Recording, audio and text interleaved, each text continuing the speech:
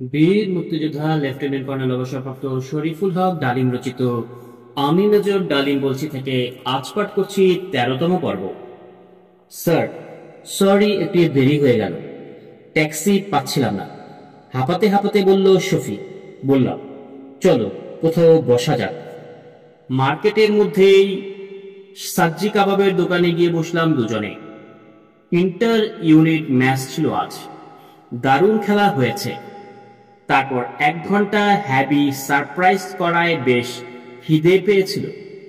আস্ত দুটো মুরগির সাজ্জির সাথে কড়াই কাবাব এবং নান অর্ডার দিয়ে বসলাম দুজনে। বেয়ারা কাওয়ার পট এবং কাপ রেখে গেল। কোনার দিকে একটি নিরিবিলি জায়গাতে বসেছিলাম আমরা। রেকর্ড প্লেয়ারের জনপ্রিয় হিন্দি গান বাজছিল, ফলে আমাদের আলাপ করার অসুবিধা হলো। পাশের টেবিলের লোকেরাও আমাদের কথা কিছু শুনতে পাবে না। আমি তো প্রায় নিরাশ হয়ে পড়েছিলাম, কিছুটা চিন্তিত হয়েও পড়েছিলাম। কি কষ্ট করে যে আপনার জিনিস হাসিল করেছি সে একমাত্র আল্লাহ পাকই জানেন। এতে ঝুঁকি আছে প্রচুর, কিন্তু আপনি দেশের জন্য প্রাণ দিতেও প্রস্তুত। সে প্রেক্ষিতে আমার কিছু হলেও সান্ত্বনা পাবো এই ভেবে যে দেশের স্বাধীনতায় আমিও কিছু অবদান রাখার সুযোগ পেলাম বলেই আস্তে টেবিলের নিচ দিয়ে সে ছোলাটি আমার হাতে তুলে দিল। আমি তোমার অবদানের কথা সর্বদা স্মরণ রাখবো শফিক।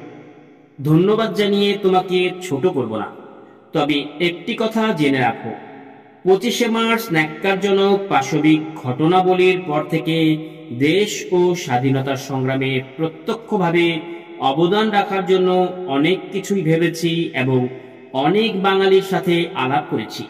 কেউই তোমার মতো নিঃস্বার্থ আন্তরিকতা দেখায়নি।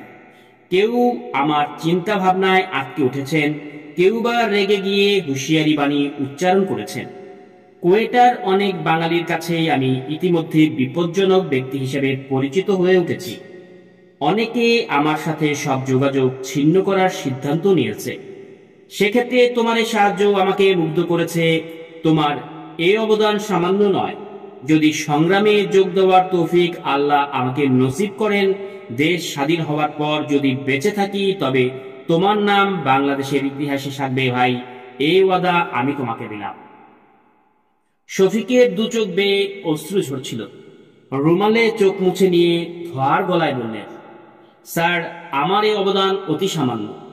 ইচ্ছে হয় আপনার সাথে আমিও পাড়ি জমাই, কিন্তু আমি ফ্যামিলি ম্যান। পরিবার ফেলে কি করে পালিয়ে যাই? আমার এই অক্ষমতা আমাকে পীড়া দেবে সারা জীবন। নিজেকে আমি কখনো ক্ষমা করতে পারবো না স্যার। কেন মিথ্যা দুঃখ পাচ্ছ ভাই? বাংলাদেশের সবার পক্ষে কি যুদ্ধে সরাসরিভাবে যোগ দেওয়া সম্ভব হবে? অনেকেই নানাভাবে সংগ্রামে অবদান রাখবেন, তারাও মুক্তিযোদ্ধা। যেমন আজকে তুমি রাখলে এক অমূল্য অবদান। যারা মুক্তিযুদ্ধে যুদ্ধ করবে তাদের অবদানের চেয়ে তোমার এই অবদানের মূল্য কোনো ক্রমেই কম নয়। সেভাবে তুমিও একজন মুক্তিযোদ্ধা। আমার কথায় শফিক নিজেকে সামলে নিল। বেয়ারা ইতিমধ্যেই খাবার পরিবেশন করে গেছেন। এসো খাওয়া যাক। দুজনেই তৃপ্তি সহকারে খেলাম। খাওয়া শেষে শফিক বলল, আজ আমাদের নাইট ট্রেনিং আছে, তাই চলে যেতে হবে। সময় প্রায় শেষ হয়ে এল। চলো তোমাকে নামিয়ে দিই। গাড়িতে বসে শফিক বলল, স্যার, একটি কথা, যদি আপনার কিছু হয় তবে আমার পরিবারকে একটু দেখবেন।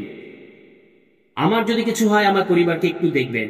যদি বেঁচে থাকি তাহলে এ ব্যাপারে তুমি নিশ্চিত থাকতে পারো, কথা দিলাম। শফিককে নামিয়ে দিয়ে মেসে ফিরে এসে লনের মাঝখানে ছাতির মতো দাঁড়িয়ে থাকা প্রিয় আখরোট গাছটার নিচে গিয়ে বসলাম। বসন্তের ফুরফুরে বাতাস নানা ধরনের ফুলের সুবাস ছড়াচ্ছিল। গার্ডেন লাইটগুলো স্বল্প আলোতে ম্লান করে দিয়ে বেশ বড় একটি চাঁদ সামনের মুদ্রার পাহাড়ের গাছ হয়ে উকি দিয়ে হাসছে। মনোরম এক শান্ত পরিবেশ। কফির পেয়ালায় চুমুক দিচ্ছিলাম আর ভাবছিলাম হাবিলদার শফিক সম্পর্কে। বেঙ্গল রেজিমেন্টের মেজর মালেক তখন পর্যন্ত ব্রিগেড মেজরের দায়িত্ব পালন করছিলেন। তার ব্রিগেডের অপারেশনের এরিয়ার আওতায় পড়েছে ভাওয়ালনগর ফোর্ট আব্বাস সেক্টর। ভাওয়ালপুর হয়ে ভাওয়ালনগর, সেখান থেকে ফোর্ট আব্বাসের পথে ছোট্ট স্টেশন হারুনাবাদ। হারুনাবাদ থেকেই শুরু করতে হবে আমাদের পদযাত্রা।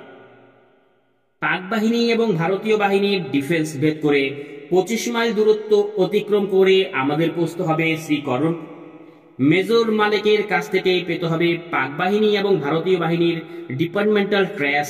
এতে বিশদভাবে আঁকা থাকে trace secret up to date intelligence information. যেমনি ভাবা তেমনি কাজ।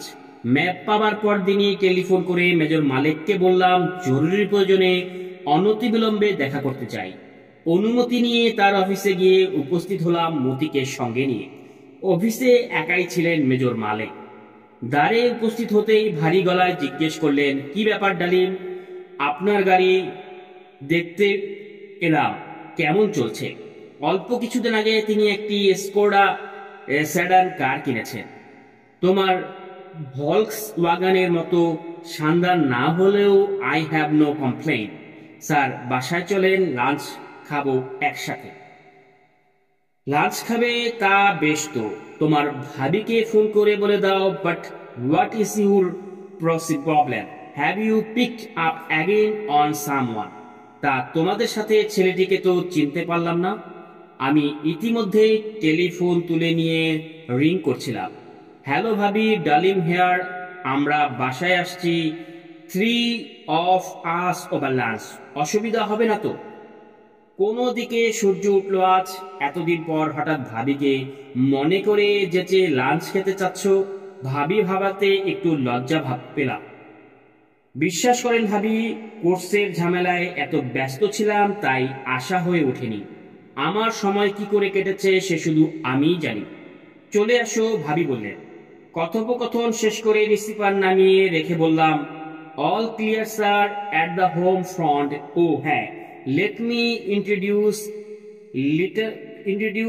Lieutenant Moti from 3rd East Bengal and Moti this Major Malek from Senior Tiger.